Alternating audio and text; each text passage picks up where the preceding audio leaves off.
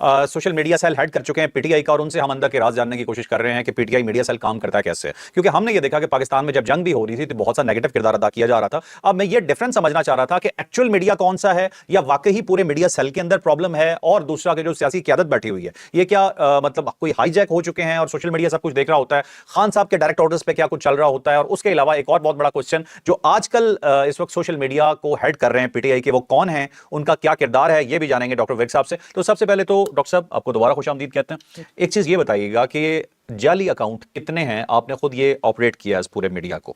जब कोई ट्रेंड बनाना होता है, ये जरूरी नहीं है सिर्फ पीटीआई का हो, बाकी भी सियासी पार्टीज होती हैं, एक मैकेनिज्म का मैं आपसे पूछ रहा हूं कि इसके लिए ट्रेंडिंग के लिए, किसी इशू को हाईलाइट करने के लिए, या कोई भी कंपेन करने के लिए जो बोट अकाउंट्स होते हैं, जाली अकाउंट्स होते हैं, क्या ये भी चल रहे होते हैं, और चल रहे होते हैं तो कहां से चल रहे होते हैं? अच्छा फरूक भाई, इस पे ना हमें दो जगहों पर इसको डिवाइड करना पड़ेगा इस सवाल को, ठीक है। एक तो ये कि क्या जाली अकाउंट्स इसका हिस्सा होते हैं?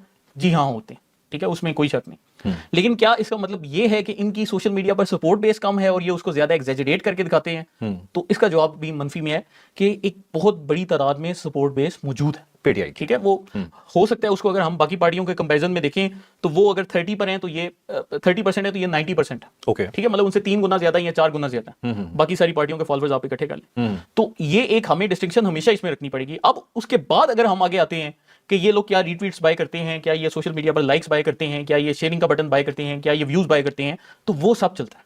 वो ये सब इनके पास मतलब बड़ी तादाद में ओवरसीज में भी इनके पास डोनर्स मौजूद हैं। मतलब अब आप देखें ना, आप माशाल्लाह से एक काम करते हैं, आप एक नौकरी करते हैं, क्या आप 24 घंटे ट्विटर के ऊपर एक्टिव रह सकते हैं? नहीं। क्या आप फेसबुक पर हर वक्त टाइम दे सकते हैं? नहीं। तो ये जो बंदा इतना टाइम दे रहा है, उसने कल को अपने बच्चे ही पालने हैं, उसने अपनी फैमिली भी देखनी है। एक तो वो नौजवान है जिसकी उम्र 18 से 20-22 साल है, वो तो हम समझते हैं। लेकिन जितने लोग इनके आइडियोलॉग्स हैं, जो कि इनका बयानिया बनाते हैं या इनका नैरेटिव बनाते हैं, फुल टाइम काम करते हैं, ठीक है। तो ऐसा कोई तस्वुर ही नहीं, कॉन्सेप्ट ही नहीं कि वो बंदा फ्री में काम कर रहा है। तो प्रॉपर उनके सोशल मीडिया सेल्स इन्होंने बनाए होते हैं, वहां पर उनको फंड भी किया जाता है, फाइनेंस भी किया जाता है। कौन करता है फंड? जो अब इनको जो माजी में इनको फंडिंग करते थे, पार्टी में जितने भी अमीर लोग आते थे उनसे ये डोनेशंस लेते हैं, ठीक है। मतलब जैसे तरीन साहब थे, वो भी इनको फंड करते थे, अलीम खान साहब भी करते थे। जितना इनका सोशल मीडिया उस दौर में डेवलप होता रहा, उस दौर में उन्होंने फंड किया। इसी तरह आज के दौर में भी ये जितने लोग टिकटों के ख्वाहिशमंद हैं उनसे पैसे मिलते हैं। फिर उसके बाद आज के दौर में जो मोनेटाइजेशन आ गई है उसका इनको बहुत ज्यादा फायदा है। और इन्होंने स्पेशल ऐसे सोशल मीडिया पेजेस भी बनाए हैं जो कि पाकिस्तान में नजर नहीं आते, लेकिन अमेरिका और यूके वगैरह में नजर आते हैं, जिसमें इंतहाई शदीद किस्म का नेगेटिव एंटी आर्मी प्रोपेगेंडा किया जाता है। अच्छा, वो पाकिस्तान में नजर नहीं आते? उनकी इन्होंने पाकिस्तान में विजिबिलिटी नहीं रखी हुई। ओके। तो वो वहां की ऑडियंस को कैटर करने के लिए, क्योंकि वहां के लोगों को इन्होंने एंगेज करना है, तो वहां पर एक कंटेंट चलता है। और अब इसके बाद पीटीआई के पार्टी के ऑफिशियल अकाउंट्स हैं, उनसे जो मोनेटाइजेशन से पैसे आते हैं, आज तक इन्होंने डिस्क्लोज नहीं किया कि वो पैसे किधर जा रहे हैं, ठीक है। तो इनका एक बहुत मैसिव नेटवर्क है, उसमें पार्टी के अमीर लोग भी कंट्रीब्यूट करते हैं, अपने सपोर्टर से भी करवाते हैं, और ओवरसीज जो इनके सेल्स होते हैं वो भी करते हैं। और फिर इटसेल्फ इन्होंने ये जो एल्गोरिथम्स को मैनिपुलेट करके अपने साथ किया, लोगों को मैनिपुलेट किया, उसका इन्होंने फिर बहुत ज्यादा फायदा उठाया। ठीक है, मुझे ये बताइए कि इमरान खान साहब डायरेक्ट ऑर्डर देते हैं अभी भी अपनी पीटीआई मीडिया सेल को, स्पेशली ये जो एंटी आर्मी कंपेन्स होती हैं, या कोई भी अपनी मर्जी की कंपेन बनानी है, किसी बंदे के साथ भी कोई बदतमीजी करनी है, अगर मैं साफ अल्फाज में कहूं, तो ये ऑर्डर्स इमरान खान साहब के होते हैं, या दरमियान में इनका कोई और भी कोई मैकेनिज्म शामिल है, या ये अपनी मर्जी करते हैं सोशल मीडिया वाले? जी फरूक भाई, देखें जिस दौर में मैं एक्टिव था 2014 से लेकर 2019 तक, तब तक मैं समझता हूं कि एक एक चीज इमरान खान के ऑर्डर से होती है, ठीक है। कोई पत्ता भी इस पार्टी का जो है उनके ऑर्डर के बगैर नहीं हिल सकता, ठीक है। अब वही ऑफिशियल टीम से राब्ता रखते थे, वो मुझसे भी राब्ता रखते थे, और वो मुझ जैसे 3-4 और लोगों से भी राब्ता रखते थे जिनका मुझे भी नहीं था पता होता और उनको भी नहीं था पता होता। ओके। तो वो क्या होता था कि हर बंदे कहते थे कि तुम बड़े स्पेशल हो। एक आप जो भी उनका आपको एक मुतासरा बंदा मिलेगा ना, जो उनसे मिला हुआ है, हर बंदे को एक पेट फिक्रा बोलते थे, तुम बड़े स्पेशल हो। ओके। तुम में जो टैलेंट है वो किसी और बंदे में नहीं है, ये सिर्फ तुम्हें टैलेंट। अब वो बंदा समझता है कि यार मैं पता नहीं क्या चीज हूं, लेकिन वो हर बंदे को यही फिक्रा बोल रहे होते थे। तो ये उनका एक सेट पैटर्न है। अब वो क्या करते हैं, इस फिक्रे के बाद उनसे उस बंदे की फिर एक्सप्लॉयटेशन का अमल शुरू होता है। अब यहां पर इन्होंने अपनी स्ट्रेटजी जो 2018 इलेक्शन जीतने के बाद बदली, वो ये बदली कि ऑफिशियल टीम को अनऑफिशियल ग्रुप्स के साथ डायरेक्ट कर दिया कि आज के दौर में भी ये जो बोलते हैं ना जी फलाने अकाउंट से वाकया हो गया, इससे तुम्हारे ताल्लुक ही कोई नहीं। अब होता क्या कि इन्होंने पूरा एक प्लेटर बिछाया होता है, फलाना बंदा इस हद तक करेगा और फलाना जो है इस एक्सट्रीम तक जाएगा। एक बंदा जो है शायद गालियां देगा, तो एक बंदा जो है एआई के जरिए नंगी वीडियोस निकाल देगा। ओके। मतलब पूरा इन्होंने एक वो फिट किया होता है, मैकेनिज्म बनाया, पूरा मैकेनिज्म बना हुआ है। अब उसमें हर बंदे को side by side parallel order जा रहे होते हैं कि तुमने ये करना है, तुमने ये करना है, तुमने ये करना है, तुमने ये करना है। और इनमें जो मेजॉरिटी लोग हैं वो वॉलंटियर्स हैं। ये नहीं कि आप उनको पैसा दे रहे हैं और आपके पेड एम्प्लॉइज हैं और वो चल रहे हैं। ये वही लोग हैं जिनका मैंने आपको पिछले एपिसोड में ही बताया कि ये वो लोग हैं जिनको इंपॉर्टेंस नहीं दी जाती माशरे में। तो फिर इन लोगों को ये लोग करते हैं कि उसको ऐसे अपने साथ मिलाएं कि उसको जिस हद तक उसको एक्सप्लॉइट किया जा सके, उस बच्चे को एक्सप्लॉइट करें और फिर उसे हम फायदा उठाएं। अब मैं फरूक भाई यकीन माने ऐसे डॉक्टर से मिला, जो कि बेचारे मेडिकल के तीसरे चौथे साल में थे, आईएसएफ में गए, पूरे करियर तबाह किए, घरों में बैठे हुए हैं, फारिग हैं, कोई जॉब नहीं। ऐसे वकीलों से मिला हूं, ऐसे इंजीनियर से मिला हूं। इतनी बड़ी हमारी यूथ की तादाद है जो कि इनके पीछे लग के उन्होंने अपने पूरे करियर तबाह किया। मैं तो फिर भी चलें, अल्लाह का शुक्र है कि 2 साल लेट किया, डॉक्टरी पूरी कर ली। आपको ऐसे बेशुमार बच्चे मिलेंगे, और मुझे अफसोस की बात है कि हमारी जो मौजूदा सियासी पार्टियां वो इन बच्चों से राब्ता ही नहीं करती। अगर आप कभी ये पीटीआई की उस यूथ से राब्ता करें ना जिनको इन्होंने प्रॉपर एक्सप्लॉइट किया है, ऐसी ऐसी होलनाक स्टोरीज मिलेंगी कि हमारे लोग अपने कानों में हाथ लगाएंगे कि इन बच्चों के साथ क्या ज्यादती की गई। ठीक है, ये अगर मैं कहूं कल्ट डेवलप हो चुका है तो बात ठीक होगी जी। अब फरूक भाई, जो एक कल्ट होता है उसकी एक मेन उसका रिकॉग्निशन पॉइंट क्या है? कल्ट वो लोग हैं जो कि अपनी सोचने समझने की सलाहियत को छोड़कर एक बंदे को अंधाधुंध फॉलो करना शुरू कर देते हैं। ठीक है, ये कल्ट की बेसिक डेफिनेशन। अब उस बंदे ने उस कल्ट को इंटैक्ट रखना है, उन लोगों को अपने साथ जोड़ कर रखना है। यहां पर पीटीआई में जो स्ट्रेटजी डिप्लॉय की गई, इसको मैं डोपामिन थ्योरी का नाम देता हूं। अब डोपामिन थ्योरी क्या है कि एक बंदा जो, आपने कभी सिगरेट पिया? जी, एक जमाने में, फिर छोड़ दिया। अच्छा, जब आप सिगरेट पीते हैं तो क्या होता है कि आप जब सिगरेट लेते हैं तो आपके सिगरेट से, तंबाकू से आपके मुंह में निकोटीन जाती है। निकोटीन आपके दिमाग में जाती है, दिमाग में जाकर वो एक खास किस्म के न्यूरोट्रांसमीटर्स होते हैं जिनको डोपामीन कहा जाता है। डोपामीन को रिलीज करती है। जब दिमाग से ये डोपामीन निकलती है तो आपको खुशी का तासुर मिलता है, या ऐसा तासुर मिलता है कि कोई बंदा आपको कोई इनाम दे रहा है, कोई सेटिस्फेक्शन आपको फील। ठीक है। ये डोपामीन बगैर सिगरेट के आपके दिमाग से कब निकलती है? जब आप कोई सनसनीखेज खबर सुने, जब आपको कोई ऐसी खबर मिले जिसमें मतलब आपका दिमाग एक शॉक में चला जाए, तो बेशक आप शॉक में हैं लेकिन आपके दिमाग से डोपामीन रिलीज हो रही। ठीक है। तो जिस तरह सिगरेट पीने से आपका एक एडिक्शन साइकिल डेवलप हो जाता है कि आपने, फरूक भाई, बंदा सिगरेट पीना शुरू करता है, 1 सिगरेट, 2 सिगरेट, 3 सिगरेट, डब्बी पीना शुरू कर देता है, फिर 2 डब्बियों के ऊपर आ जाता है। तो अब क्या होता है कि आपकी एडिक्शन का जो थ्रेशोल्ड पोटेंशियल है वो बढ़ता जाता है। वो क्यों बढ़ता है? क्योंकि पहले दिमाग से जो डोपामीन रिलीज होती है, हमारा ब्रेन उस वैल्यू के साथ एडजस्ट कर जाता है। ठीक है। अब हमें वो लुत्फ नहीं आता। अब क्या होता है कि हम सिगरेट की तादाद बढ़ाते हैं, डोपामीन बढ़ती है, फिर हमें वो पुराना लुत्फ आता है जो कि हमें शायद महीना 1.5 महीना पहले आता था। तो वो जितनी डोपामीन की तादाद बढ़ती जाएगी तभी आप जो से सिगरेट के साथ जुड़े रहेंगे, नहीं तो आपकी जो एडिक्शन है वो टूटना शुरू हो जाएगी।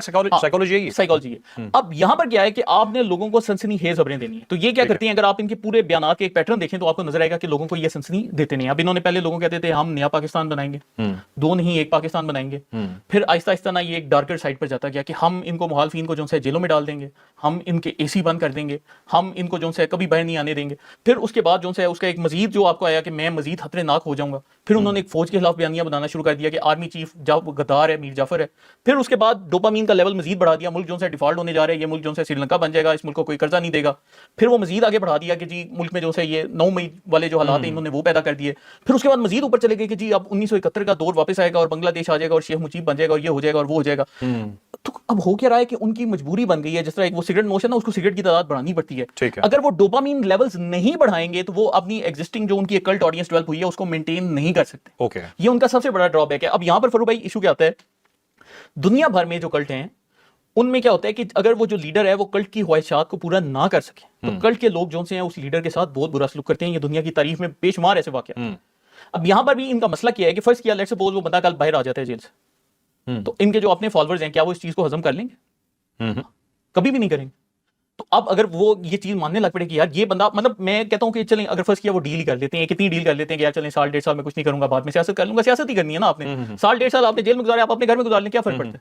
लेकिन अगर ये चीज कर ली तो आपका जो कल्ट है जिसको आपने डोपामीन के इतने हाई लेवल पर रखा है, अगर वो ये देखेगा कि डोपामीन नीचे आ गई है, हमने तो पता नहीं 1971 करना था और ये करना था और यहाँ पर ये बंदा जो है सुलह करने लग पड़ा है, तो वही कल्ट आपको गालियां निकालेगा। हो सकता है वो आपकी जान का दुश्मन बन जाए। मतलब जो अपना कल्ट डेवलप किया अब ये उसी के समझें कि वो एक तरह से मगवी बन गए, उसकी आप मगवी बन गए। और ये जो चीज है इसने इस वक्त मौजूदा तहरीक इंसाफ को अंदर से खोखला कर दिया, वो इनको खाती जा रही है। अब उस बंदे की मजबूरी है, मैं इमरान खान की पूरी साइकी समझता हूं। मुझे ये भी पता है कि वो बंदा शायद आज से 2-2.5 साल पहले बाहर आना चाहता था, उसका तो जेल में एक दिन रहने का दिल नहीं करता, लेकिन अब उसकी मजबूरी बन गई है क्योंकि जिस टाइम उसने स्टेप डाउन किया उसी टाइम ये जो कल्ट है ये उनके हाथ से निकल जाएगा। और इस कल्ट का फिर जो पहला गुस्से का जो लिंच मॉब का पहला निशाना बनता है वो फिर वो लीडर बनता है। ठीक है, अच्छा चले मुझे एक चीज ये बताइएगा, एक तो कि मौजूदा अभी इनका टीम लीडर कौन है, इनके सोशल मीडिया सेल का, पीटीआई का ये, और जो बाहर बैठे हुए यूट्यूबर्स हैं या सोशल मीडिया हैंडलर्स हैं और जो पाकिस्तान में मौजूद हैं, क्या इनमें कोई आपको फर्क नजर आता है? मैं स्पेसिफिकली पीटीआई के हवाले से पूछ रहा हूं। जी फरूक भाई, जो आपका सवाल है ये बड़ा इंटरेस्टिंग सवाल है। ये इंटरेस्टिंग इसलिए है क्योंकि इस वक्त जो मौजूदा इनका लीडर है ये वही बंदा है जिसने 2011 में पीटीआई के सोशल मीडिया टीम की बाकायदा बुनियाद रखी। इनका नाम है जिब्रान इलियास। अब जिब्रान इलियास की जो हिस्ट्री है वो बड़ी इंटरेस्टिंग है। अब ये मतलब अमेरिका में काफी पढ़े लिखे आदमी, इन्होंने जो से तालीम हासिल की है साइबर सिक्योरिटी के ऊपर, ठीक है। 2010 में ये यूनाइटेड स्टेट सीक्रेट सर्विस जो अमेरिका की प्रीमियम इंटेलिजेंस एजेंसी है उसके लिए काम भी कर रहे थे। मैं ये बात क्यों बोल रहा हूँ क्योंकि इनकी ऑनलाइन सीवीज मौजूद है। ठीक है। अमेरिका में जब भी आप मुख्तलिफ इदारों में जॉब करते हैं तो आपको अपनी सीवी सबमिट करवानी पड़ती है और वो इदारे उन सीवीज को बाकायदा इंटरनेट के ऊपर ऑनलाइन पब्लिश भी करते हैं। ओके। तो आप अगर इंटरनेट पर सर्च करें इनके नाम के साथ जिब्रान इलियास सीवी लिखकर, तो आपको बेशुमार अमेरिका के इदारे हैं, नॉर्थ वेस्ट यूनिवर्सिटी है वो नजर आएंगी, कुछ वो लैब्स हैं उनके ऊपर जो साइबर सिक्योरिटी की लैब्स हैं वहां पर नजर आएगी सीवी। अब एक बंदा 2010 में यूनाइटेड स्टेट सीक्रेट सर्विस के लिए काम कर रहा है, 2011 में वो बंदा अमेरिका से पाकिस्तान आता है जहाज लेके, जहांगीर खान तरीन साहब से रब्ता करता है और कहते हैं सर मैं पीटीआई के सोशल मीडिया की बुनियाद रखना चाहता हूँ। ठीक है। तो इनको ना आगे से कहा जाता है कि यार हमें तो समझ नहीं सोशल मीडिया क्या है, लेकिन आप चलें इमरान खान से रब्ता कर लें, हम आपको उनसे मिलवा देते हैं, तो आप उनको अपना आइडिया पिच करें तो देख लेते हैं। ठीक है। अब वो बंदा इमरान खान के पास जाता है और जाकर कहता है कि हाँ साहब हम एक सोशल मीडिया आपके लिए सेल बनाएंगे और उसमें फेसबुक होगी और ट्विटर होगी और सारा हम खुद ही फंड करेंगे, खुद ही फाइनेंस करेंगे, आपको कुछ नहीं करना। और यार इमरान खान कहते हैं मुझे कोई समझ नहीं आ रही, आप लोग मुझे क्या कह रहे हो, तो एक कराची में मेरी एक टीम है तो आप ना उनसे मिल लो। तो अब ये वहां से इमरान खान को भी कुछ समझ नहीं आता, ये वहां से फिर वापस तरीन साहब की तरफ आता है, फिर इसको कहा जाता है कि यार आप ना गाड़ी पे लोधरा चले जाएं, वो कराची से भी एक टीम लोधरा आ जाएगी, वो एक मिडल पॉइंट है, वहां पर बैठकर आप लोग फिर अपने अकाउंट्स वगैरह एस्टैब्लिश कर लें।